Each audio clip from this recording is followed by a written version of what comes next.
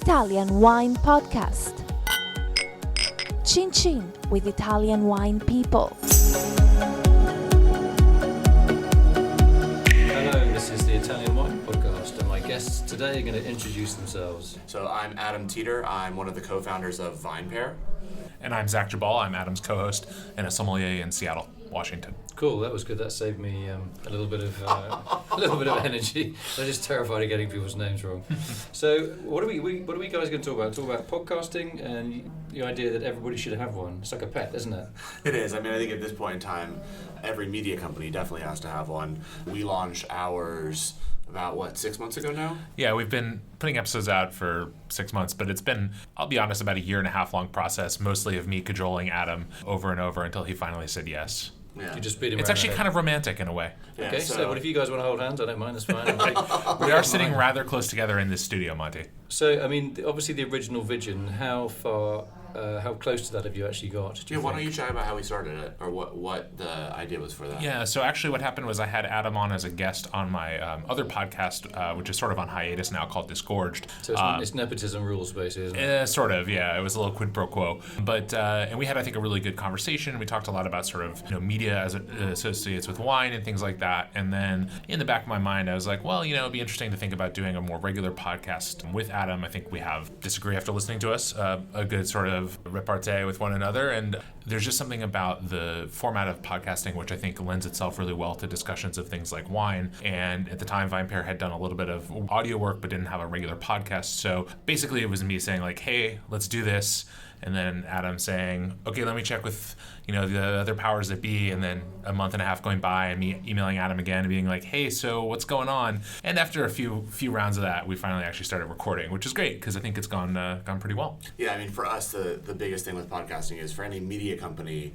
looking to get into a podcast, we had to figure out first, like, are we going to be able to sell it to advertisers? What's it going to look like in terms of an audience and in terms of production value? But once we were able to figure all that stuff out, it made a lot of sense. So yeah, we've run the podcast for about 6 months now. We put out an episode every week, so I think that totals, how many episodes we have now? 30? No, we're in the low 20s at this point that have been actually released at time of recording. So unlike this podcast, you're quality rather than quantity? We're a little bit of both. I mean, weekly for our kind of content is pretty good. I mean, if Adam and I didn't have enough else going on in our lives, could we probably do 2 podcasts a week? Maybe, but wine is one of those challenging topics where I think unless you're going to really focus on the news, and let's be honest, most wine news is kind of boring to most people. There's not that much interesting that happens. You kind of have to talk topics and content, and Adam knows from running a media company, sometimes content is hard to find, and so you don't want to do too, what we want to avoid is feeling like we're forcing it. So weekly kind of allows us to strike that balance where we can be topical and timely, but we're not, struggling to figure out what the hell we're going to talk about. I also think for us, the goal is creating a podcast that is very accessible. So, VinePair is the largest publication in the U.S. because it's accessible when we write about wine, beer, cocktails, etc. So while I think Zach and I would like sometimes to really geek out, we have to also remember that there's a barrier of entry to those geeky conversations, even in terms of just the vocabulary we may use or the way we may talk about regions and assume that someone is aware of those regions. So for us, when it comes to planning for podcasts, we're really thinking too about how do we ensure that a general consumer, the same person who potentially also on their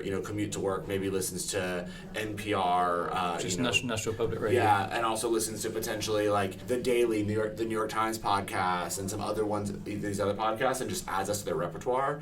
That's what we're really thinking about, as opposed to someone who's like, look, I'm going to listen to every single drinks podcast out there because I work in the business and I really want to understand this. I think Levy Dalton's podcast is a good example of that. I'll drink to this pod or whatever, or drink to that. Yeah, it's really for people who work in the industry, geeks, which is great. But we knew we couldn't create that if we wanted it to be much more mass market. Yeah, and I think it's important. We each in our own way need to sometimes be reined in from going down those rabbit holes, which for both Adam and I, it's fun because beverage is a passion for both of us, so it's very easy to get carried away. And but it's true that you want to walk that fine line. I always think of it as sort of my goal with the podcast when I sit down and think about an episode is to leave things so that the interested listener wants to go find out more. I don't want to answer all of their questions because there's no way to do that, and I'd rather leave someone saying like, I wonder if that, or like, it prompts questions, as opposed to a really comprehensive look at a subject, because for one, that's impossible really to do. Then it does alienate people, because there are the people who want to they want to learn a little something about any of the topics that we've covered. They want to learn a little bit about Napa Valley. They want to learn a little bit about Bordeaux, or they want to learn a little bit about what they should have at Thanksgiving, but they don't necessarily want to be inundated with facts and information. And, like I said, for me, that's a challenge sometimes, because I like to talk about those things, but keeping it at that level is a really good goal. Yeah, I think it's like a good lesson to learn that we've had to teach ourselves. We've learned through the print publication and then also through the podcast is like, most consumers don't care about soil composition, right? Like, they just don't. Like, they don't care about the climate of a certain growing season. It's just like not what they care about. They care about like, is this good? Who should I drink it with? When should I drink it? Why should I drink it? Right? Like, for us, we have to walk that fine line of like potentially wanting to talk about some soil composition, but also not really wanting to, because half of our podcast listeners will turn the podcast off. They use that really handy skip forward 30 seconds button a bunch.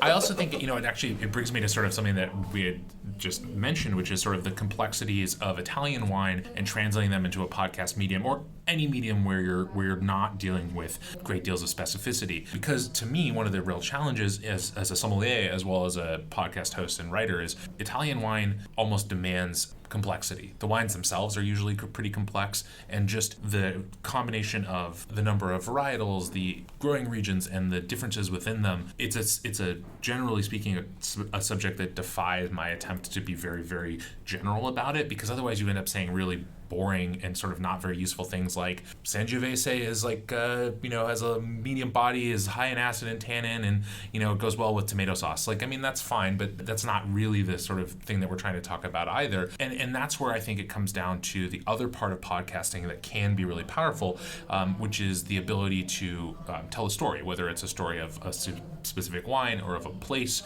or of a person, or of one of our own experiences. And I think some of the most powerful moments and the best moments we've had on the podcast have been when either Adam or I are able to talk about experiences that we've had, and even if they're not experiences that our audience has shared, I think about what makes a great podcast like This American Life or things like that powerful. It's not because necessarily the listener has experienced what is being talked about personally, but it's that a story is being told, and human beings, we love stories. We love to be told stories, and so I try and think about that as much as I can, which is, even though there's a way in which talking about yourself can be a little bit self-indulgent for sure, you also have to remember that there is a real power.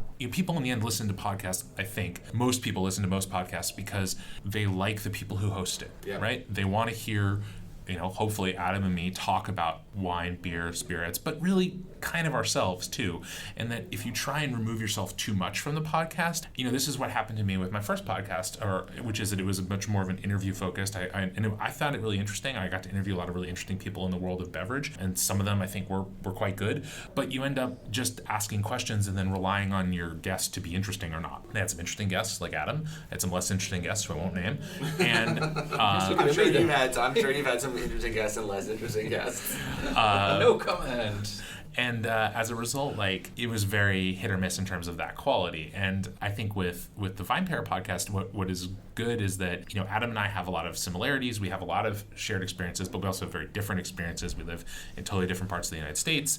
And that's actually interesting. Yeah, we make the show in 2 different locations. So I come in from our studio in our offices in New York City, and Zach rents a studio in Seattle, Washington, and we hook in via the interwebs once a week to make this show, which is pretty cool. Also interesting because actually this is the first time he and I've ever met in person. Yeah, you're joking. No, I'm not. We met face to face less than an hour ago. You just walked literally to the studio, right? Yeah, we've never just got off a plane, both of you. Yeah. So no, you weren't even on the same plane together. No. That's why I find that incredible. Yeah. You guys just look so cute together. It is like a little bit like one of the scenes in I don't know. Weren't there those movies that came out in I feel like in the mid '90s where someone met on people You've Got movies. Mail, right? Yeah, You've Got Mail. I was thinking more of When Harry Met Sally actually. Oh, yeah. I I'm not going to ask who's who. So I think the point I was trying to make is just that storytelling and the interaction of the hosts with one another is, I think, a large part of what makes a good podcast, in that is what makes then information relatable to people. Yes. Is that they can trust that Adam and I are knowledgeable to an extent that we're not going to necessarily share on the show, other than in little bits where it comes out every now and then, but also are genuinely interested in communicating these things to our audience, and I hope that is what comes across. You never totally know, but in the feedback that I think we've both gotten, it seems like that's what's happening, and we're trying to make the subject that we're both passionate about, that is our life's work, relatable to people who may not ever see it in that light, but do enjoy drinking and want to know more about what they're drinking and why they're drinking it, and have some guidance, but also some, I don't know, support, I guess. What did you two major in at college? Different things? So I was a journalism major. I was actually also a journalism major. Oh, right. So two geeks, basically. Yeah, I mean... Two peas in the pod. I think it's interesting because I think most people in the podcast world... It's very unusual, very unusual that in wine, I'm one of them, quotes, people call me a journalist. I'm not a journalist, I'm a wine writer, I'm not a trained journalist. And most wine writers are not at all journalists. It's very interesting that you guys actually have that professional background. So that was actually really important to us when we started VinePair, because I found that there's an issue here. So the biggest thing I think that most people are trying to do when they read about wine, when they read about food, is really understand cultures, understand politics. There was this really amazing article actually 2 weeks ago in the Columbia Journalism Review, which is all about how in the last 4 or 5 years, a lot of writers winning Pulitzer Prizes in the US are food writers, because they're writing about food as a way to talk about culture, as a way to talk about race relations, things like that. And we're seeing the same thing in beverage. So when we started VinePair, actually, it was really important to us that the writers we hired were journalists, had journalism degrees, had written for other journalistic outlets, weren't necessarily, just people who had traveled and then therefore were travel writers, right? And had sort of fallen into it. Really wanted people who understood how to tell larger stories. And I think that's what we think about a lot when we deal with the podcast, is how do we tell a larger story through talking about these wines, or talking about this whiskey that we're interested in, how we talk about entrepreneurship, or how do we talk about quality and value, and how do you place value on those things. That's really important to us when we think about the types of stories we want to tell on the podcast. But yeah, I mean, it is interesting because you never know if it really translates. Yeah, and it's funny because I would sort of echo a little bit what Adam said, but also talk about sort of the journalism background part is definitely a little bit atypical in this industry. And for me, especially, I was in particular a broadcast journalism major. So while I've done a fair bit of writing, in addition to working in restaurants since I was, 15, the audio side of it, the sort of digital media side of it was something that I actually studied in school. So it's very interesting to me because I did that and then did not work in the industry for a period of time, and then through wine and beverage found my way back into it. But that training is still there, and it's actually, I'm going to relate my own little funny story, which is, so when we first started doing the podcast, and I also edit the podcast, and I was coming at it from the perspective of someone who produced radio segments. And when you produce a segment for traditional radio, you're trying to make the audio as clean as you can. And the idea is that, everything is very polished, that it sounds like what you expect to hear on the radio. And my wife, after listening to one of the early podcasts, said to me, what are you doing? Yeah, there's some likes and ums and pauses and people stutter. The podcast, the idea of it is that it has that authenticity. You're not making a radio show, you're making a podcast. They're different, even if sometimes they're grouped together. And so I took that note to heart, and I said, it's a good point. And so I really try to limit the amount of that really kind of cleaning of the audio that I do, other than to make it, obviously listenable. And every now and then when there's a digression, or when I say something bad about a sponsor and don't realize it. With those, it's only happened once. Yeah, with those few exceptions, it does sort of make me fight against my own instincts, or my own trained instincts, I guess, as a journalism student. But it, I think, makes the end result actually sound better, more natural. And that's an important part too. Yeah, it's interesting, this idea of storytelling, because and the lack of it traditionally in wine journalism, but it is now emerging even in the print media, this idea of giving an article some sort of narrative. Otherwise it's, I went somewhere, I tried some wine, it smelled of strawberries, and I gave it 85 points. Bam. Nobody cares. Nobody gives a shit, right? No, I mean, I think the biggest thing in terms of that with wine writing is wine writing has a long history of talking about experiences that the consumer can never have. Yeah, right. I tasted this wine, it tasted this, and it was great. And I did it with the winemaker in the cellar from the barrel. no one else gets to do that, and we try to be very cognizant of that when we talk about wine and when we write about wine, right? If the reader, I mean, I think one of the best examples of this was sort of like what was happening in the early aughts with a lot of the food publications. So Savor was really guilty of this, right? I mean, even though they sort of revolutionized food writing, they then were their own worst enemies, and is why they're basically almost out of business. And the problem was, one of the articles that I remember really distinctly was a wine writer. It was a food writer who basically was like, I took this amazing trip of wine and food across Spain with Jose Andres. It's like, yeah, well, no one else gets to do that. And that's cool that you have these late night stories of making gin tonics with Jose Andres and learning about how amazing a gin tonic can be, and then also having him pour you a wine from Priorat and understanding this is this amazing region, but no one else gets to have that experience. So you have that experience, but you have to try to tell the story a different way. Yeah, but you've got to communicate the experience to somebody in a way that people appreciate, rather than just otherwise it's just showing off. And that's what a lot of these older publications tend to do. But I'm going to do a podcast later on just saying, God, I'm Adam Teeter on my podcast. I'm Zach Geballe. Yeah, no one wants to hear that, And I think we try to talk about that with the podcast too. So where can you go when we write about wines, when we talk about these wines, to actually try them, right? And if you can't go someplace and actually try them, then no one wants to listen about it. Like, I want to listen and then go do. Yeah, it's not like a movie. Someone reviews a movie, but you can go and see it, right? Exactly. You can't fly off to Priorato or wherever it is, and exactly. You do get that. I mean, obviously a lot of connections with Montalcino, and some of the writing on Montalcino, it is, you get the feeling that the journalist is really happy to tell you that they tried a wine that only 3,000 bottles were made, and which is fine, which is great for the journalist. It's great, and if you give me some technical information about it, but if you just say I just tried this and I'm really kind of privileged or whatever, it does come across as a little bit elitist. Yeah, totally. And that really isn't, I think, what it should be about. And that's where kind of wine got a bad name, I think, in the early days. And there still is that perception of elitism. Oh, you work in the wine industry. I think it reminds me of something that Adam has said several times on the podcast in various episodes. He's quite repetitive. Yeah, he's got his talking points. And one of them is, in the end, it's just alcohol, right? It's just fermented grape juice. And obviously, we don't really think that's the beginning and end of it. Otherwise, we wouldn't bother doing this. Right. But there is something that has to be kept in mind, which is that for a lot of people, they drink wine, beer, spirits, whatever, first and foremost because they like what happens to them when they get a little drunk, and we all do too. And so, there's something about that has to be kept in mind whenever we do a podcast or anything like that. And it's, remembering that again, our own interest, our own passion, our own devotion to this subject is, we're in this regard, we're in the 1% of people or less than that who give a crap about any of this to that degree.